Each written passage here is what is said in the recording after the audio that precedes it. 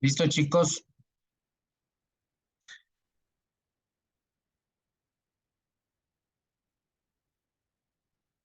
A tomar lista de una vez, chicos. A ver, Calapaqui Pablo, Presente, doctor. Cedeño Eros, Presente, doctor. Ceballos La Torre, Isaac, Presente, doctor. Presente. Collahuaso Daniela, Presente. Molina Carlos, Presente, doctor. Mosquera Erika, Presente. Vasco Ruth, Presente. Robalino Paula, Presente, doctor. Pierre Alejandro. Presente, doc.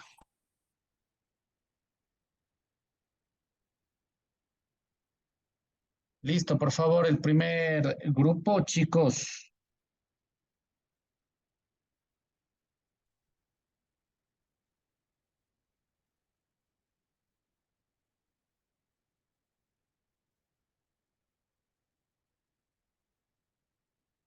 ¿Quién se lanza el ruedo?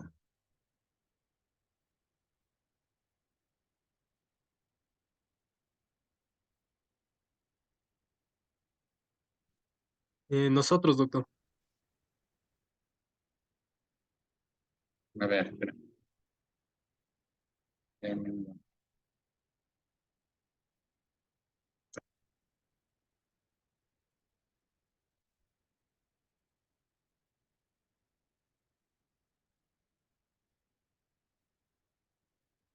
A ver, va Eros.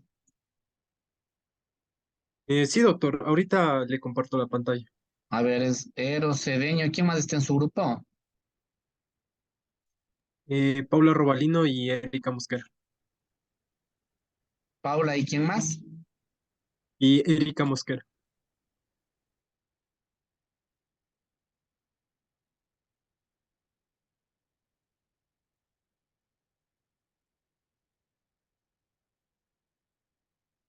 Listo, cada grupo va a tener alrededor de 10 a 12 minutos. ¿Listo, chicos? Listo, doctor. Compañeros, doctor, hoy les vamos a presentar el análisis que hemos realizado en el grupo de la sentencia número 1158-17P. A continuación, dejando este preámbulo, paso a mi compañera Erika Mosquera. Bueno, como primer punto tenemos los antecedentes. El 13 de febrero del 2013, Rafael García presentó una demanda laboral en contra de la compañía agencia naviera Agnamar C.A. y 4 personas más, en calidad de representantes de la mencionada compañía y también por sus propios derechos. En el juicio, el demandante requirió el pago de varios rubros. También señaló el demandante que principalmente fue despedido al no habérselo reintegrado a su puesto de trabajo después de que el correspondiente inspector de trabajo negara la solicitud de visto bueno realizada por Agnamar C.A.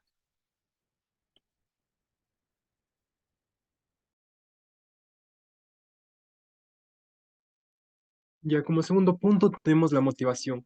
La motivación es un aspecto fundamental de la sentencia en la que podemos analizar, ya que se menciona que la calidad de una motivación no es una cuestión bitaria o de todo o nada, sino es una cuestión de grado que debe graduarse según una gama continua.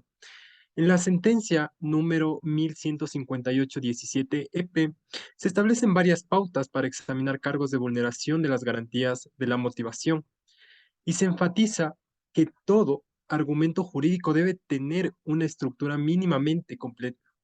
Se necesita todo lo necesario en los tipos de deficiencia de motivación.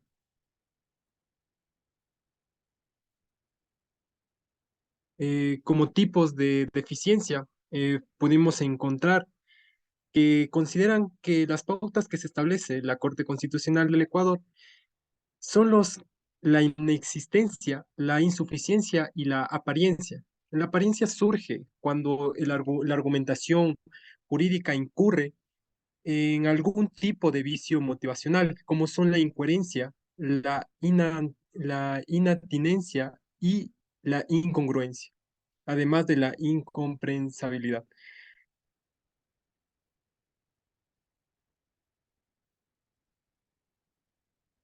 Como segundo punto, 2.2.2, tenemos el test motivacional, que es un procedimiento idóneo para establecer si un caso en concreto se ha vulnerado una garantía de la motivación. Pues de aquí la Corte Constitucional del Ecuador acuñó este término en su sentencia y desde entonces se ha utilizado como una herramienta para examinar cargos de vulneración de esta garantía.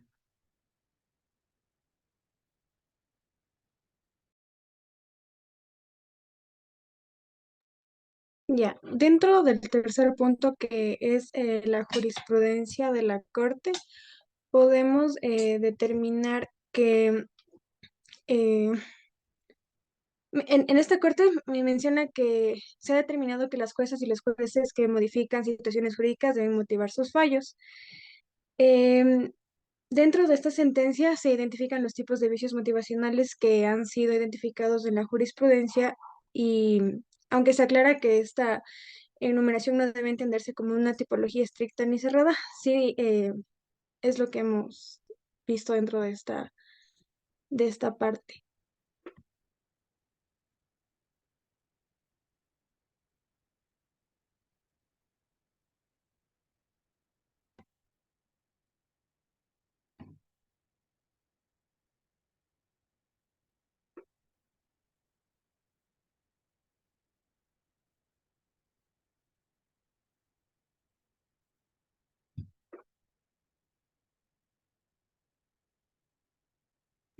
Bueno, doctor, en la Preguntas tal sentencia, vez, en, alguna acotación adicional, recuerden. sí, doctor, en la sentencia que Eh, nosotros pudimos analizar, se hablaba sobre una garantía motivacional, pues el Pleno de la Corte Constitucional analizó esta sentencia en caso de vulneración. El derecho al debido proceso en la garantía de la motivación y para ello realizó un balance en la jurisprudencia de la Corte Constitucional, en el cual se alejó explícitamente del llamado test de motivación y con base en la jurisprudencia reciente de la Corte, estableció varias pautas y pudo examinar cargos de vulneración en referencia a esta garantía.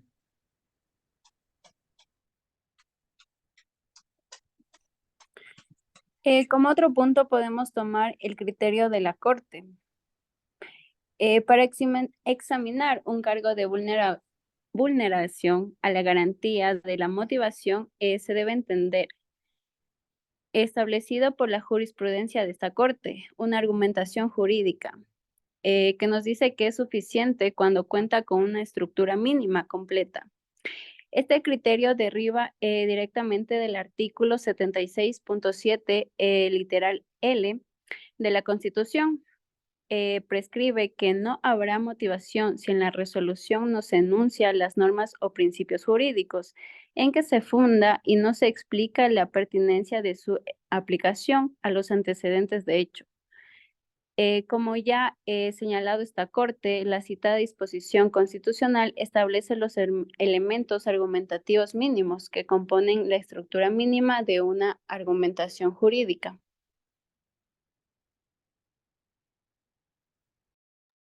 Ya como sexto punto y último tenemos la decisión. El Pleno de la Corte resuelve el caso de casación en los siguientes términos. Los hemos dividido en 5. El primero es disponer durante los 8 meses siguientes la notificación de la sentencia del Consejo de la Judicatura. En segundo punto, el Consejo de la Judicatura tendrá 20 días máximo para difundir el contenido a los jueces, fiscales y defensores. Como tercer punto, en el tiempo máximo de 20 días, la Procuraduría General del Estado difundirá el contenido del proceso.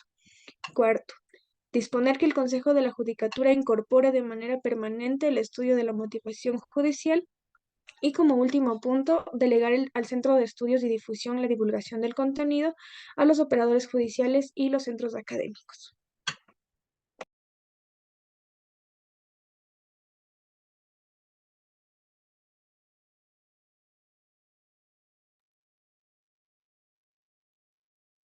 Bien, chicos, me parece muy, interesante el tema de la infografía. Esa es la idea de las infografías, que sean más llamativas. ¿Qué opinión les merece este tema de que disponen al Consejo de la Judicatura el estudio y a la Escuela de la Función Judicial? También me parece que manifiesta el estudio del tema de la motivación. ¿Por qué creen que manda que se estudie sobre la motivación?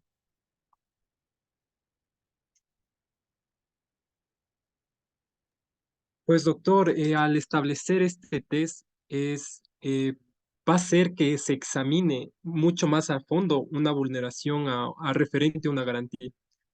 En lo que hemos comprendido de este análisis, considero que sí, este test es necesario, es sumamente necesario para que se pueda tomar una decisión sumamente concreta de lo que se puede, de lo que pueda resolverse en tal situación.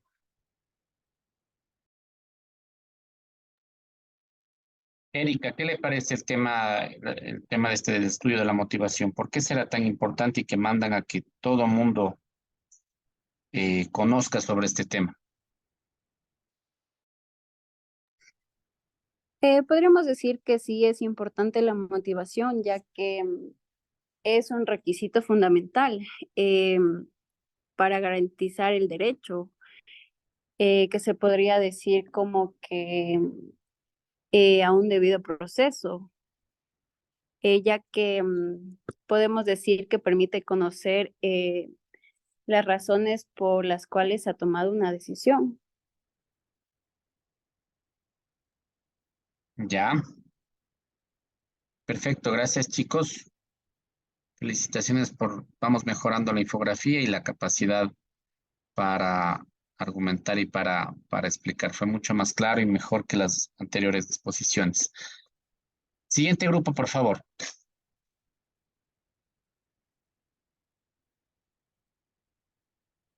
¿Quién se lanza al ruedo?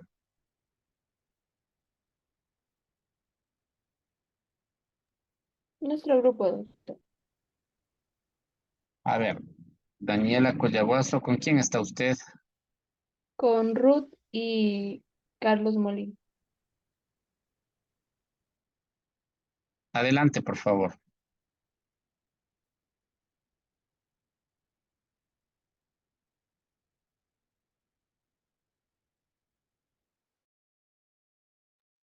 Tal vez ahí puede visualizar la pantalla. Sí, Ya. Sí, adelante. Doctor y compañeros, les vamos a presentar el análisis de la sentencia número 1158-17 EP. Primero vamos a comenzar con el contexto, un contexto breve sobre los antecedentes, y nos dice que Rafael Patricio García Ledesma presentó una demanda laboral en contra de la compañía agencia naviera y a cuatro personas más. Los accionantes consideran que se vulneró la garantía de la motivación porque la sentencia impugnada carecía de razonabilidad, lógica y comprensibilidad, que son los tres parámetros del test de motivación. Roberto Alfredo Espinel, María Gabriela Vaquerizo, en calidad de representantes de la empresa, presentaron una demanda de acción extraordinaria de protección en contra de la sentencia de casación.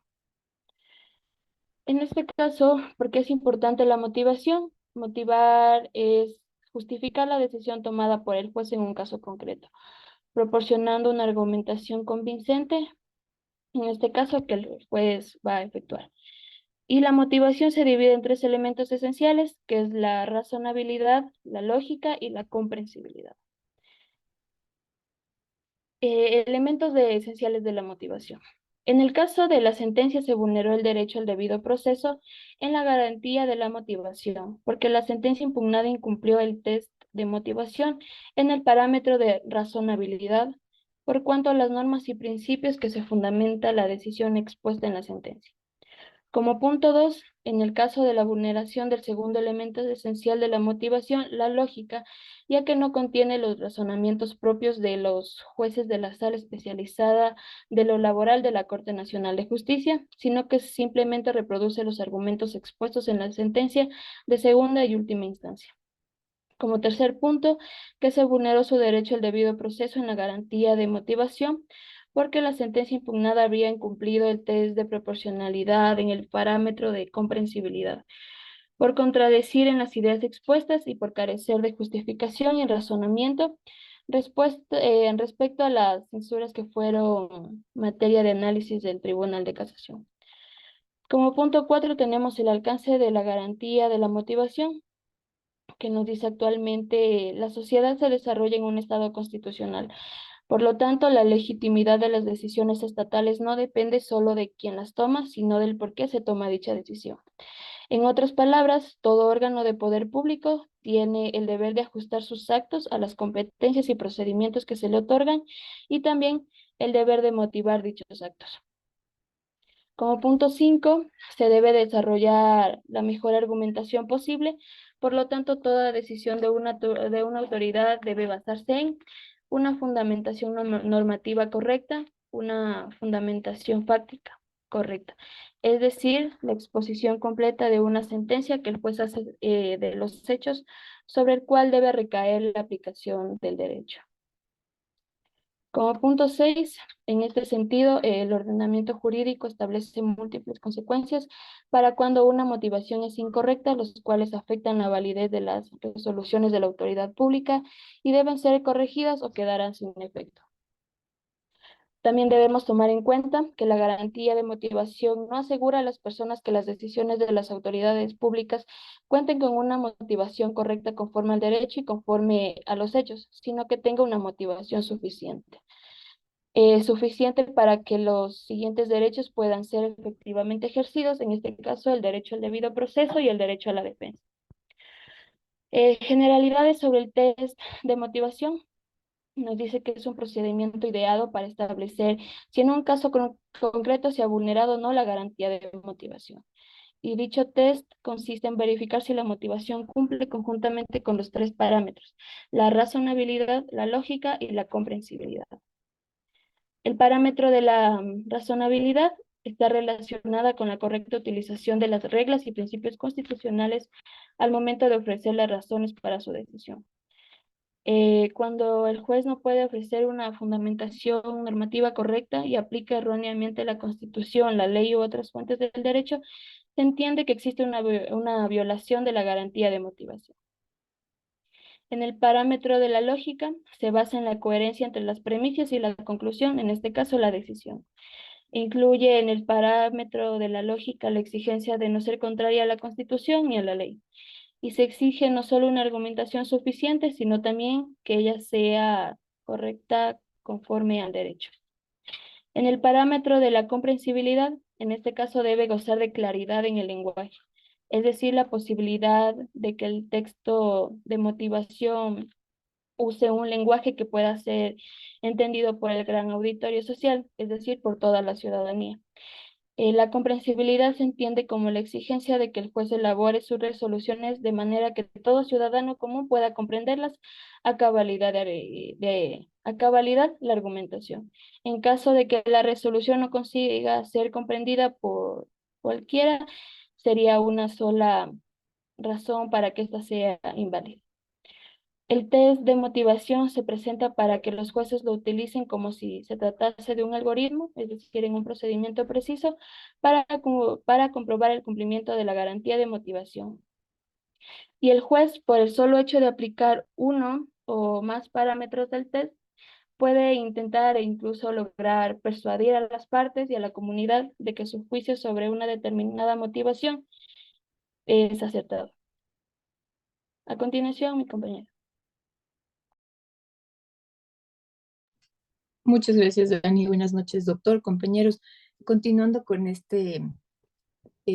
con esta explicación de la garantía de motivación, hay pautas que para examinar el cargo de vulneración de la garantía de motivación, ¿qué parámetros deben considerarse?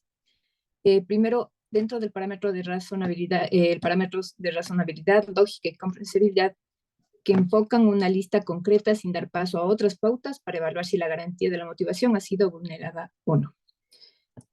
En 2, un órgano jurisdiccional debe establecer si en un caso ha sido vulnerada la garantía de motivación a través de un examen de la argumentación jurídica de la parte supuestamente defectuosa. Para que un juez evalúe si un caso de vulneración de la garantía es procedente, debe enfocarse en la argumentación jurídica a la que específicamente se refiere el cargo esgrimido por la parte procesal. Dentro de esto se deben regir a un criterio rector. Y ya habíamos mencionado, ya se había mencionado que el criterio rector se deriva del artículo 76, numeral 7, literal 1 de la Constitución de la República del Ecuador, que dice que las resoluciones de los poderes públicos deberán ser motivadas. No habrá motivación si en la resolución no se enuncian las normas o principios jurídicos en que se funda y no se explica la pertinencia de su aplicación a los antecedentes de hecho. Los actos administrativos, resoluciones o fallos que no se encuentren debidamente motivados se considerarán nulos. Las servidoras o servidores responsables serán sancionados. Es lo que refiere al artículo. Para que una argumentación jurídica sea suficiente, debe contener una estructura mínima completa, como es, primero, enunciar en la sentencia las normas o principios jurídicos en que se fundamentan los juzgados. 2, enumerar los hechos del caso. Y 3, explicar la pertinencia de su aplicación a los acontecimientos del hecho, es decir, es un énfasis añadido. Dentro de la argumentación jurídica, vamos a ver si es suficiente. ¿Cuándo? Cuando el criterio rector para examinar un cargo de vulneración de la garantía de motivación establece que una argumentación jurídica es suficiente cuando cuenta con una estructura mínima completa. Es decir, que esté integrado por 2 elementos indispensables. El primer elemento que debe contener esta argumentación jurídica es la fundamentación normativa, que debe contener la enunciación y justificación suficiente de las normas y principios jurídicos en la que funda su decisión. Y la segunda es la fundamentación fáctica, es decir, que debe contener una justificación de los hechos dados por probados en el caso de mostrar que el conjunto de pruebas ha sido analizado correctamente. Se presentan en algunos casos tipos de deficiencia motivacional. Por ejemplo, digamos, la vulneración de la garantía de motivación es un argumento sobre la inobservancia del criterio rector. Es decir, que expresa las razones por las que una argumentación jurídica no consigue tener una estructura mínima completa, integrada por una fundamentación normativa suficiente y una fundamentación fáctica suficiente, es decir, carece de estas dos. Cuando incumple aquel criterio rector, la argumentación jurídica adolece de esta deficiencia motivacional. Hay 3 tipos básicos que se consideran dentro de esta deficiencia motivacional, que es la inexistencia, la insuficiencia y la apariencia. Se dice que hay inexistencia cuando una argumentación jurídica es inexistente, cuando carece de la respectiva decisión en la que se fundamenta la normativa, la fundamentación normativa y la fundamentación fáctica. Dentro hay un pequeño ejemplo, ¿no?, de lo que la Corte Provincial del Guayas hace una transcripción de la demanda de acción de protección y de las intervenciones que se realizan durante la audiencia pública por el juez de primera instancia. Posteriormente a ello, de modo automático puede determinar cuáles fueron los fundamentos de la sala y cuáles fueron las partes, y concluye de modo general y abstracto que ha existido vulneración de derechos. Sin embargo, no menciona cuáles derechos habrían sido vulnerados, ni se realiza ninguna explicación de cómo y por qué se habría dado tal vulneración. El otro punto es la insuficiencia. La insuficiencia de una argumentación es una argumentación jurídica cuando la respectiva decisión cuenta con alguna fundamentación normativa, alguna fundamentación fáctica, pero alguna de ellas es insuficiente porque no cumple con el estándar de suficiencia. Y dentro de ella también hay un ejemplo. Luego tenemos el tercero, la apariencia. Podemos decir que la apariencia es una argumentación jurídica cuando a primera vista cuenta con una fundamentación normativa suficiente y una fundamentación fáctica suficiente, pero alguna de ellas es en realidad inexiste o es insuficiente porque está afectada por algún tipo de vicio motivacional. Dentro de esta apariencia también se pueden destacar tres tipos de vicios, ¿no? Que sería la incoherencia, que es la contradicción entre los denunciados que componen, es decir, sus premisas y su conclusión. Inatinencia, no guardan relación semántica general con la conclusión final y de la argumentación. La incongruencia, es decir, que no se ha contestado algún argumento relevante de las partes procesales. Y las incomprensibilidades, cuando un fragmento del texto, que puede ser oral o escrito, en que contiene la fundamentación normativa y fáctica de toda la argumentación jurídica, no es razonable, razonablemente inteligible. Es decir, que no puede ser entendida por todas las partes. En este punto la Corte aclara que cuando una parte procesal acusa la vulneración de la garantía de motivación en una determinada decisión judicial, no es indispensable que identifique uno de los tipos de deficiencia motivacional o de vicio motivacional descritos en esta sentencia. Lo que sí se requiere es que la parte procesal formule con aceptable claridad y precisión las razones por las que se habría vulnerado tal garantía de motivación. A continuación, Carlitos va a explicar. A ver, buenas noches, doctor, compañeros. Bueno, yo diré los 7 problemas jurídicos que se plantearon o se identificaron durante el caso 1158-17-EP. Bueno, fueron 7, comenzando con el primero. En el número 1, los accionantes se limitaron a sostener que los preceptos jurídicos en que se funda la decisión de desestimar a uno de sus cargos de casaciones han sido indebidamente aplicados sin ofrecer una razón alguna a favor de dicha aseveración, lo que impide identificar un derecho o garantía fundamental al que reconducir el cargo a los accionantes. En conclusión, no se verificó la vulneración del derecho al debido proceso en el que se garantizaba la motivación, que es materia de este primer problema jurídico.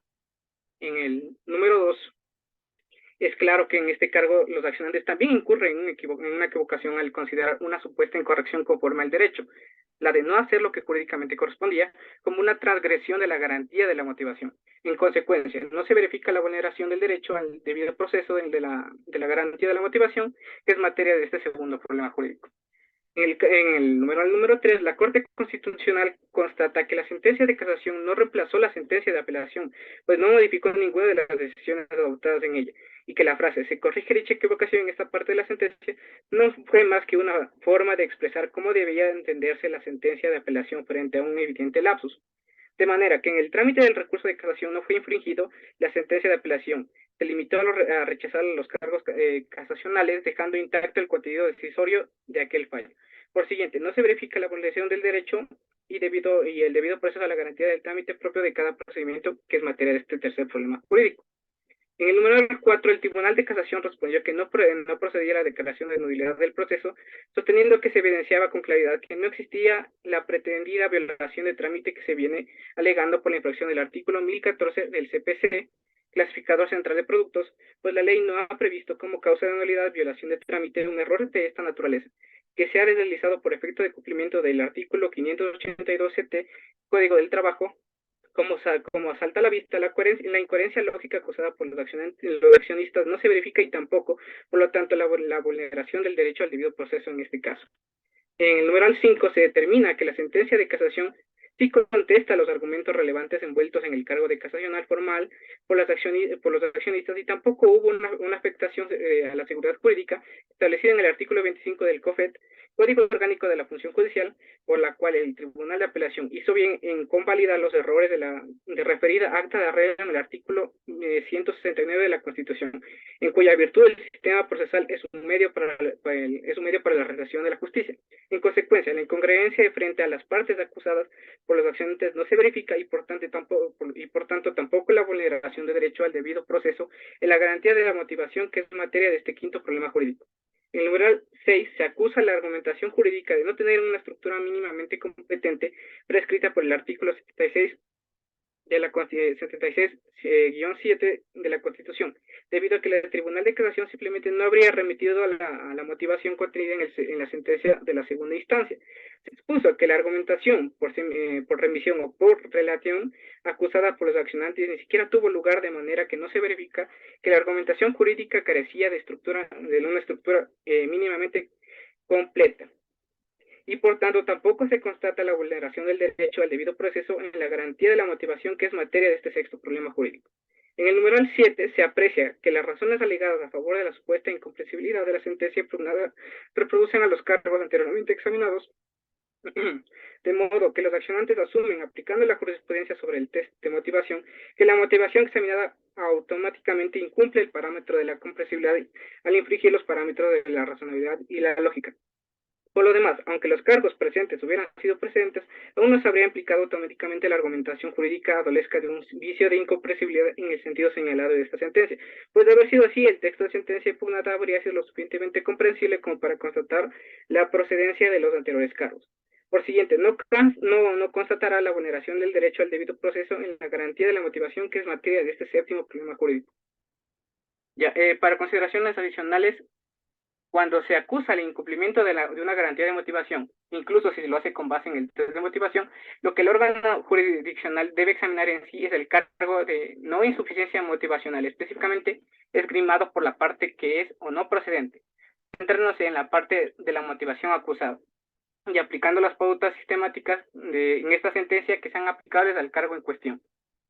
¿Puedes bajar un poquito? Gracias.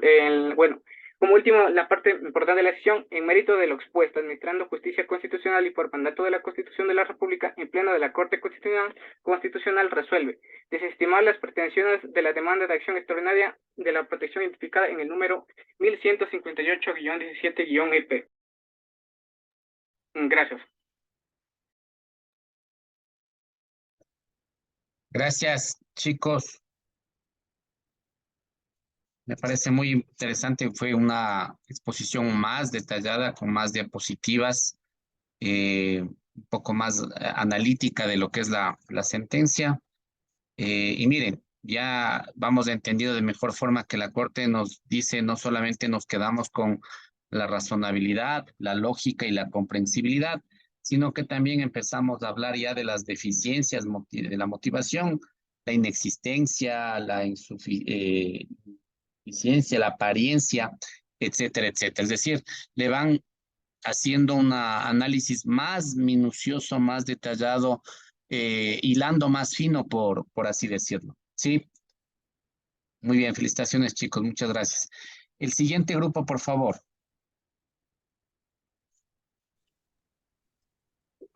Ya le comparto pantalla. ¿Quiénes están en el grupo?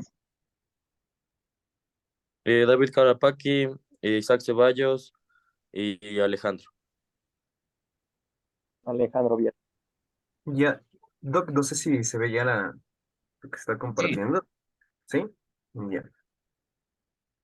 A ver, un ratito, ¿dónde está? Ya, listo, Doc. Ya. Buenas noches, doctor. Buenas noches, compañeros. Nosotros somos, bueno, el último grupo, está integrado por mi persona, David Calapaqui, Isaac Ceballos y Alejandro Viera. Y en este caso les vamos a presentar el análisis del caso número 1158-17.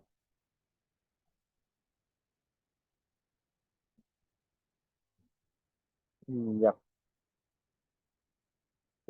Bueno, en esta sentencia la Corte analiza la prestación que se vulneró, bueno, en el, en el derecho al debido proceso, en la garantía de la motivación. Entonces, en esta sentencia se realiza un balance de la jurisprudencia de la Corte Constitucional, que se aleja simplemente desde la motivación y con base a la jurisprudencia establece varias pautas para extender cargos de vulneración a la referida garantía. Bueno, esta sentencia del 13 de febrero del 2013, Rafael Patricio García Ledesma presentó una demanda laboral en contra de la compañía naviera Agnamar. El demandante requirió el pago de varios rubros, entre ellos los correspondientes del intempestivo, del despedimiento intempestivo, en la cual la suma alcanzaba un monto de $31,000. Eh, ya.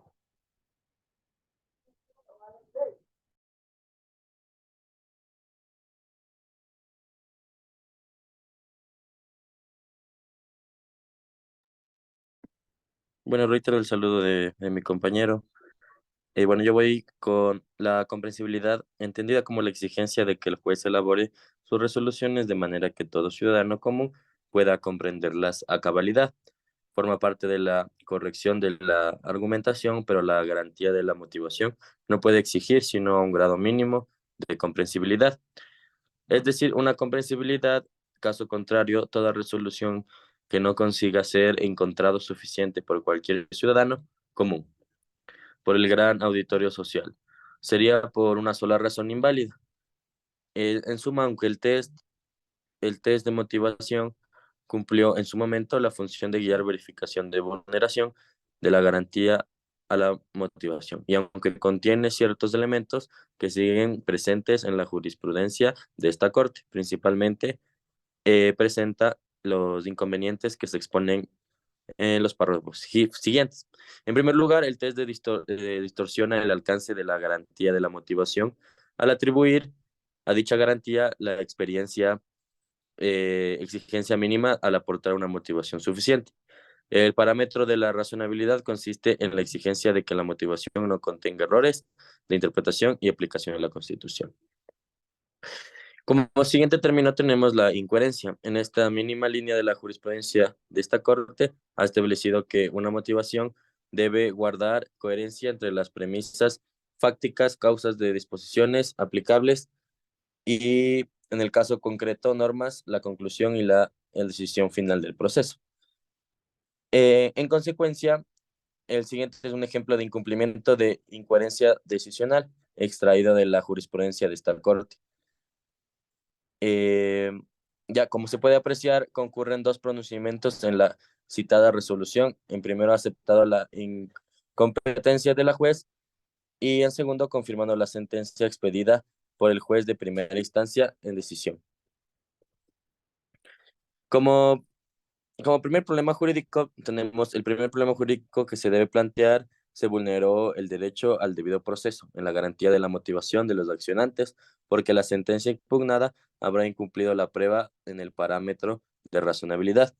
Para responder a este problema, se debe verificar si el cargo esgrimido constituye una transgresión en el artículo 76, numeral 7, el literal L de la Constitución. Los accionantes reconocen que para desestimar el cargo cancional basado en la causal del segundo del artículo 3 de la ley de casación. Los fundamentos normativos dados por el Tribunal de Casación enunció, entre otros preceptos, los artículos 27 del Código Orgánico de los accionantes consideran vulnerable la garantía de la motivación, porque las normas y principios jurídicos que se invocaron para desestimar el cargo basado en la cláusula artículo 3 de la ley. Como segundo problema, tenemos que jurídico que cabe plantear: se vulneró el derecho al debido proceso en la garantía de los accionantes, debido a que la sentencia impugnada habría incumplido la prueba del parámetro de razonabilidad, porque los jueces nacionales no se ampararon en ninguna norma legal o constitucional para corregir los errores cometidos en la sentencia de apelación sin casarla a la sentencia. El cargo de los accionantes también incurre en la invocación de considerar a una supuesta incorrección conforme al derecho.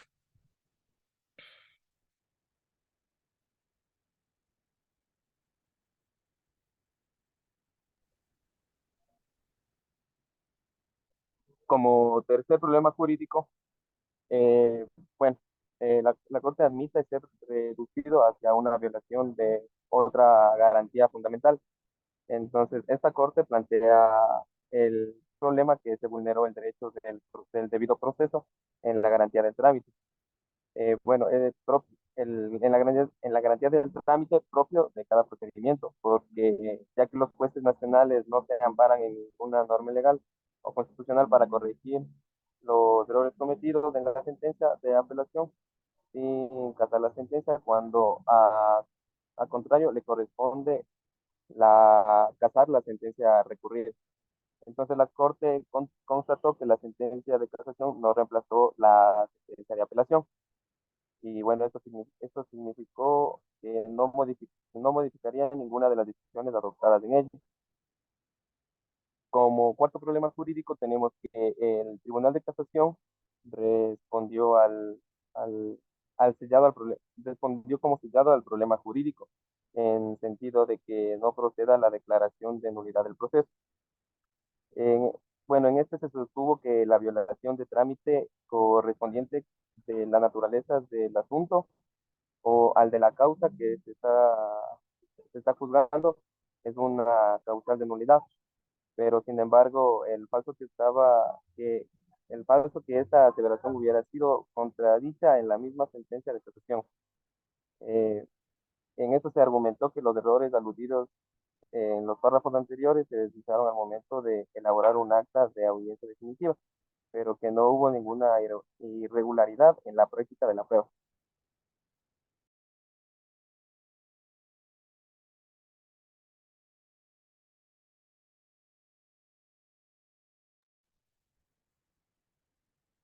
Listo. Buenas noches, Doc, buenas noches, compañeros. De mi parte Buenas noches. eh, tengo que presentar el punto quinto y el punto sexto. Para mencionar primero el punto quinto del problema jurídico, quiero mencionar que aquí les voy a comentar sobre el cargo que sostiene la argumentación jurídica. Incumple la estructura mínimamente completa establecida del artículo 76.7 de la Constitución. Esto se debe a que el razonamiento del Tribunal de Casación adolece de un vicio de incongruencia frente a las partes, que se produce cuando no se contesta a todos los argumentos relevantes de las partes procesales. Mencionar que la motivación específicamente afectada por el cargo de los accionantes es la argumentación jurídica encaminada a responder al problema jurídico. De si el proceso estaba viciado de nulidad, entonces esto responde al cargo casacional según el que la antedicha supuesta nulidad configura la causal según el artículo 3 de la Ley de Casación. Entonces, la sentencia de casación respondió a los argumentos relevantes en el cargo casacional formulado por los accionantes. Esto particularmente a la invocación de los artículos 355 y 1014 del CPC, antes ya citados. Entonces, la invocación que hace la sentencia impugnada de los artículos 25 del Código Orgánico de la Función Judicial y el 169 de la Constitución, pero no constituye una contestación evasiva de los mencionados argumentos relevantes, por lo cual el Tribunal de Apelación hizo bien en cabalidad los errores en la referencia acta con arreglo del artículo 169 de la Constitución. Mencionar también que en cuya virtud el sistema procesal es un medio para la realización de la justicia y para determinar si en tal caso que conviene identificar la parte de la motivación específicamente.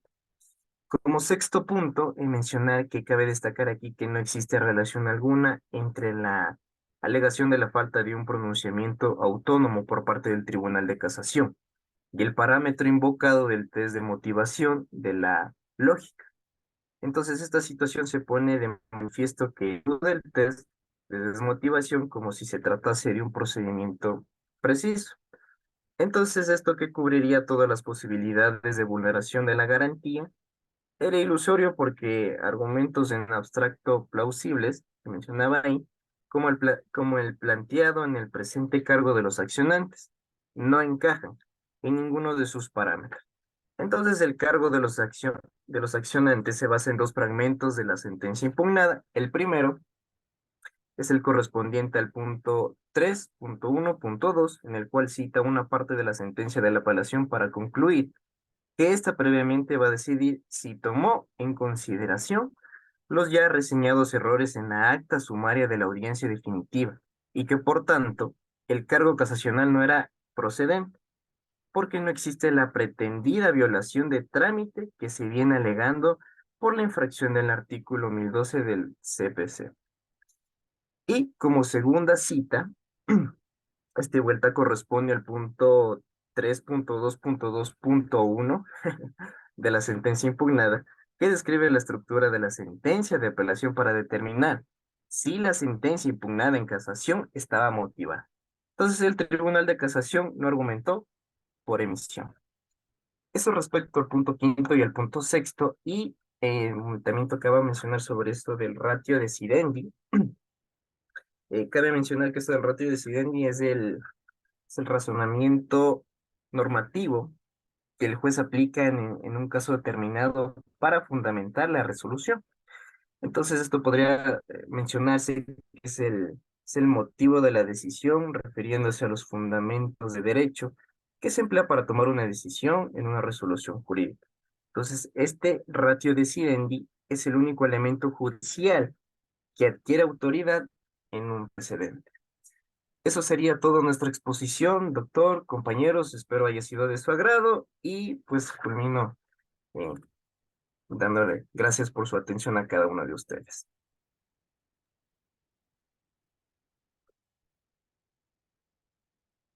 Gracias, chicos. Listo, doctor. Bueno, chicos, les felicito porque vamos mejorando ya las presentaciones, ya no hay faltas de ortografía, ya estamos un poco más prolijos en este tema. Igual las exposiciones, se nota que ya hemos revisado y hemos leído. Entonces, chicos, siendo viernes 8 y 10 de la noche y viendo también que ya estamos medios desgastados, nos vamos a quedar hasta ahí. Y hoy habilito, no sé si está, creo, la plataforma para que puedan subir las infografías y nos veríamos el día lunes un poco para comentarles algunas ideas que me quedaron para poderles reforzar respecto a esta sentencia y conversar el día lunes. ¿Listo, chicos? Ok, doctor, Gracias, muchas doctor. gracias. Muchas Listo, gracias, chicos, de mi doctor. parte, que tengan un buen fin de semana, cuídense mucho y nos vemos el día lunes. Un abrazo a todos. Gracias, doctor. Hasta luego. Gracias, doctor. Hasta Buenas luego. noches. Punto fin.